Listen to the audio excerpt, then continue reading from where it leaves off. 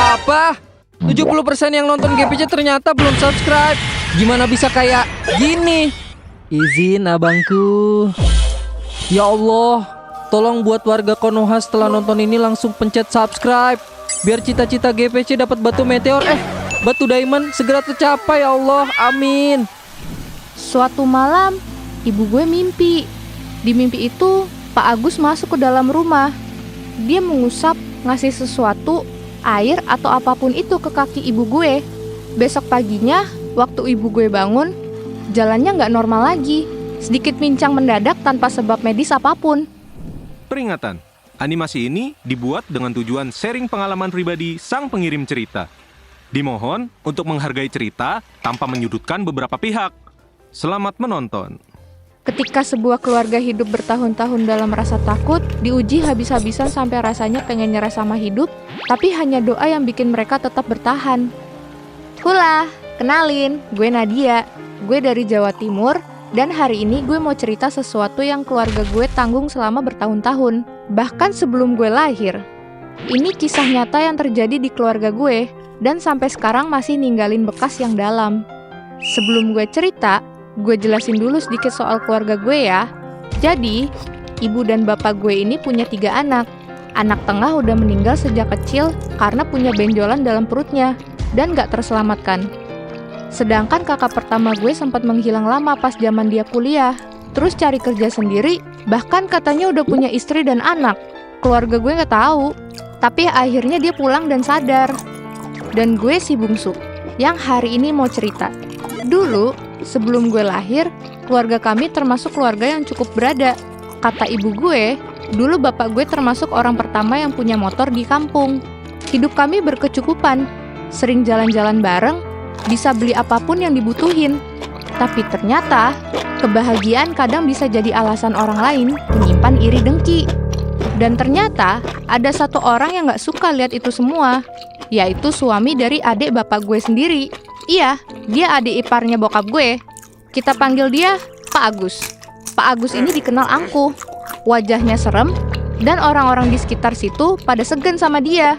Awalnya, dia cari gara-gara sama keluarga kita. Masalahnya sepele banget. Katanya bunyi motor bapak gue berisik, bikin telinganya sakit. Guess, jarak rumahnya pun gak sebelahan cuy. Tapi dari masalah sekecil itu, Pak Agus mulai ngompor-ngomporin orang lain buat benci sama keluarga gue. Tiba-tiba saudara-saudara dari pihak bapak gue berubah. Jadi nggak saling sapa, cuek, dan jaga jarak. Bapak gue yang positive thinking tetap biasa aja sama kondisi itu. Sampai akhirnya, kejadian-kejadian aneh mulai muncul. Suatu malam, ibu gue mimpi. Di mimpi itu, Pak Agus masuk ke dalam rumah. Dia mengusap, ngasih sesuatu, air atau apapun itu ke kaki ibu gue. Besok paginya, waktu ibu gue bangun, jalannya nggak normal lagi. Sedikit pincang mendadak tanpa sebab medis apapun. Ibu gue cerita ke anaknya Pak Agus, minta tolong diobatin. Anaknya nolak, katanya takut sama bapaknya sendiri. Beberapa hari kemudian, ibu gue lagi setengah tidur, setengah sadar. Dan dia lihat Pak Agus masuk ke dalam rumah ngambil sesuatu. Ibu gue bangun, lihat sekeliling, tapi nggak ada apa-apa, nggak ada tanda-tanda orang masuk. Tapi beberapa hari setelah itu, mata bapak gue sebelahnya tiba-tiba berubah. Mendadak bermasalah, penglihatannya kabur, kayak katarak. Padahal kemarin sehat-sehat aja. Besoknya jadi nggak bisa lihat jelas. Akhirnya, bapak gue dirujuk untuk operasi, dan alhamdulillah sedikit pulih. Tapi harus pakai kacamata seumur hidupnya. Ibu gue cuma bisa bergumam, rasanya kok aneh. Apa yang dia ambil sampai mata bapak bisa begitu? Beberapa tahun kemudian, gue lahir. Anak bungsu. Hari pertama lahir, gue normal-normal aja kayak bayi pada umumnya. Tapi, beberapa bulan kemudian, badan gue berubah. Kulit gue jadi lengket, merah kayak anak hamster baru lahir. Kalau digendongin, kulit gue nempel ke tangan orang yang gendong. Perut gue kembung terus. Ibu gue sampai nggak pakein gue baju. Gue dibungkus daun. Udah kayak pepes ikan gue saat itu. Saking lengketnya kalau pakai kain biasa. Gue pun dibawa ke dokter manapun. Tapi anehnya nggak sembuh-sembuh. Dibawa ke dukun nggak sembuh. Dibawa ke kiai juga sama. Kata salah satu kiai, ini orangnya kuat.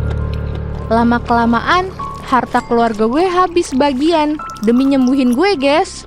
Dan selama itu, kata ibu gue sering ngoceh sendiri.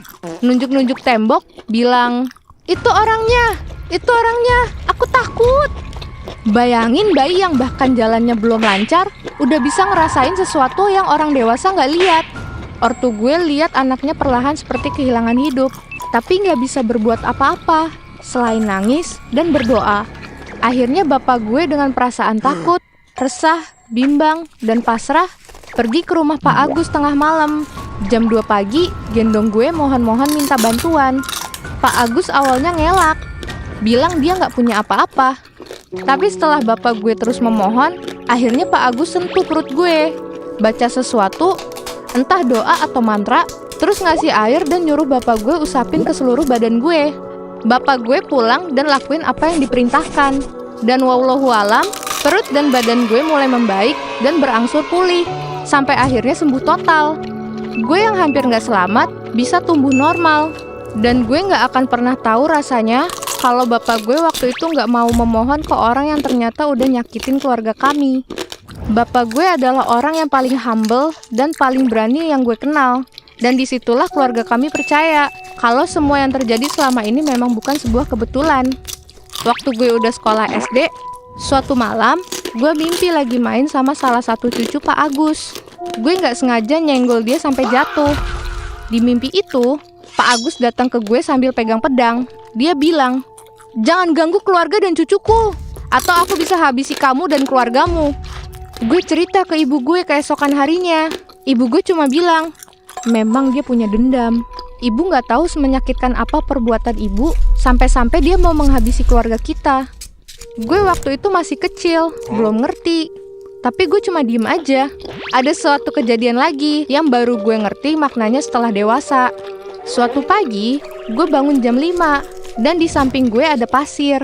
Bukan ceceran pasir sembarangan, tapi menggunung kecil, rapi, nggak ada butiran yang berserakan di mana-mana. Gue waktu itu nggak ngerti. Gue sapu aja dan nggak bilang ke ortu gue tuh. Bertahun-tahun kemudian, gue lihat video di TikTok, dan gue baru tahu itu juga salah satu bentuk kiriman goib. Gue merinding pas tahu itu. Tapi ternyata penderitaan kami belum selesai. Setelah gue lulus sekolah, bapak gue mulai sering sakit-sakitan, perutnya kembung terus, tapi gejalanya nggak parah banget. Jadi kita nggak curiga apa-apa. Yang gue notice, bapak gue yang tadinya kuat kerja sebagai nelayan, mulai gampang capek, sering ngeluh sakit, dan badannya terasa lemas, terus kayak nggak ada gairah hidup. Sampai tiap minggu harus suntik ke dokter. Gue waktu itu masih berusaha positive thinking tuh. Tapi yang paling bikin gue hancur adalah kejadian terakhir. Kali ini kaki ibu gue. Awalnya ibu gue nggak sengaja nginjek sesuatu. Ada semacam biji kerang yang nyangkut di kakinya. Sampai akhirnya dioperasi dan sembuh. Tapi setahun kemudian, sakit lagi. Dan dari situ mulailah keanehan yang nggak bisa dijelaskan secara medis. Tiap malam, waktu bapak gue mijetin kaki ibu, selalu nemu butiran kerang di dalam kulit kaki ibu gue. Banyak. Dan itu terjadi setiap malam. Ibu gue minta operasi kedua. Dokter bilang gak ada apa-apa. Tapi karena ibu gue terus ngeluh, akhirnya dioperasi juga dan dibersihkan. Dan tahu apa yang bikin gue makin shock? Pak Agus yang rumah anaknya bersebelahan sama rumah gue, jadi dia sering main ke sana. Hampir tiap hari ngeliatin kaki ibu gue dari kejauhan. Waktu itu kita nggak mikir apa-apa. Tapi pas maghrib, kaki ibu gue jadi berat nggak bisa diangkat. Dan anehnya, dari kaki ibu gue suka keluar air, kadang nanah. Dan itu selalu terjadi sebelum matahari terbenam tiap hari. Sampai ibu gue nangis bilang rasanya kayak ditusuk benda besar dari dalam. Bukan jarum kecil, tapi sesuatu yang ukurannya gede. Ibu gue sampai nangis tiap malam karena nggak tahan sakit di kakinya itu. Gue yang lihat cuma bisa duduk di samping ibu sambil bacain Yasin, surat pendek, semua doa yang gue hafal, dan nangis dalam diam. Gue selalu doain ibu sepanjang malam karena jujur, rasanya sakit banget lihat ortu kita menderita. Sementara kita nggak punya kekuatan buat nolong. Kita ke orang pintar lagi, ke kiai lagi. Tiba-tiba seolah langsung tahu maksud kedatangan kita. Dia nanya nama suami ibu gue, terus bilang, ini yang perutnya selalu kembung kan? Ibu gue jawab iya. Kiai itu lanjut bilang, orang yang sama yang menyakiti. Dia memang ingin membuat satu keluargamu mati. Gue mau teriak waktu itu, sumpah. Gue mau lari keluar dan gue nggak tahu mau ngapain lagi. Tangan gue gemetar. Dada gue sesak dengar pernyataan dari kiai itu. Satu orang dengan dendamnya yang gue bahkan nggak ngerti asal masalahnya karena apa. Dan dia mau ngancurin seluruh keluarga gue. Sakit jiwa tuh orang. Akhirnya ada yang kasih tahu untuk bawa ibu gue ke salah satu kiai besar di salah satu pondok di Jawa Timur. Cukup panjang prosesnya. Gue sama kakak gue nyari info di TikTok dan Facebook soal orang yang meninggal karena kecelakaan, yang salah satunya adalah syarat yang diminta kiai itu. Beberapa minggu kemudian, ada orang di dekat rumah gue yang meninggal karena kecelakaan. Kakak gue sendiri pergi ke kiai itu, bawa benda yang diminta yang gue nggak tahu apaan. Dikubur di dekat makamnya sambil baca doa. Besoknya ibu masih sakit, tapi pelan-pelan kondisi ibu mulai membaik. Alhamdulillah, sekarang ibu gue udah sembuh, guys. Dan bapak gue juga masih ada. Masih kuat, meski harus lebih hati-hati menjaga kesehatannya. Tapi cerita ini belum benar-benar selesai, guys. Pak Agus masih hidup. Ibu gue masih sering mimpi aneh-aneh soal Pak Agus dan anak-anaknya. Dan gue hidup berdampingan sama semua itu. Sambil berusaha percaya bahwa dendam manusia sebesar apapun gak akan pernah bisa mengalahkan perlindungan Allah kalau kita terus berdoa dan berikhtiar. Dari semua yang keluarga gue laluin, ada hal yang pengen gue sharing ke kalian. Jangan pernah menyakiti orang lain karena iri atau dengki, apalagi sampai menyimpan dendam. Apapun yang lo kirimkan ke orang lain, pada akhirnya akan kembali ke lo juga, dalam bentuk yang lo sendiri nggak disangka-sangka. Dan buat kalian yang mungkin sekarang lagi ngalamin hal-hal yang nggak bisa dijelaskan, yang ngerasa keluarga kalian diserang dari arah yang nggak terlihat, jangan menyerah ya guys. Terus berdoa, terus ikhtiar, dan jangan balas kejahatan dengan kejahatan. Karena keluarga gue udah buktiin, yang bertahan bukan yang paling kuat secara fisik, tapi yang paling kuat imannya.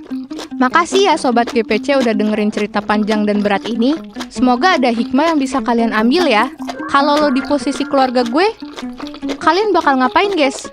Sampai jumpa di video GPC selanjutnya ya. Dah!